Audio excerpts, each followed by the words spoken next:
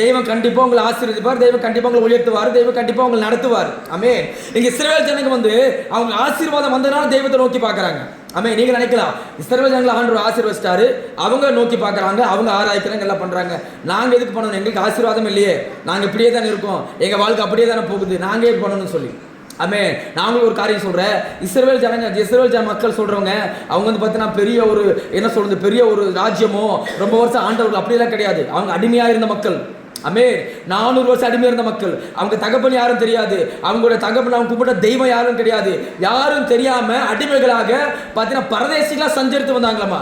பரதேசிகளா எந்த அடையாளம் இல்லாத வாழ்ந்த அந்த மக்கள். ஆமென். ஹல்லேலூயா. எந்த அடையாளம் இல்லாத அந்த மக்களை தெய்வம் தேடி போனார். ஹல்லேலூயா. ஆமென். அவர் சொன்ன வாக்குத்தத்தம், ஆபிரகாம் கொடுத்த வாக்குத்தத்தம் நிறைவேற்றுவதற்காக தெய்வம் அந்த பரதேசியா இருந்த மக்களை தேடி போனார். ஹல்லேலூயா. தேடி போய் அவர் விட்ட பெருமூச்சை கேட்டு அவர்களை விடுதலை பண்ணினார். ஆமென். ஹல்லேலூயா. அவர் விடுதலை பண்ணி வெளியே கொண்டு வந்து அவர்களை தெய்வம் ஆசீர்வதிச்சிருக்கார். ஹல்லேலூயா. ஓ இந்த மத்தியான வசனத்தை கேட்கிற விசுவாசிகளே, தெய்வம் உங்களை உலகத்திலிருந்து விடுதலை பண்ணி அவருக்கு உங்களை வேறுபடுத்திருக்கிறார். எத்தனை பேர் விசுவாசிக்கிறீங்க? ஆமென். உங்களை வேறுபடுத்தி எடுத்திருக்கிறார். நீங்க நம்புறீங்களா? ஆமென். ஹல்லேலூயா. தெய்வம் என்ன எடுத்திருக்கார் நம்புறீங்களா? நீங்க நம்புறீங்கன்னா உங்க ஆசீர்வாதம் தேடி வரும். ஆமென். இஸ்ரவேல் ஆசீர்வாத தெய்வம் கண்டிப்பா உங்களை ஆசீர்வதிப்பார். ஹல்லேலூயா. இஸ்ரவேலை உயர்த்துற தெய்வம் கண்டிப்பா உங்களை உயர்த்துவார். ஆமென். இங்க அடுத்த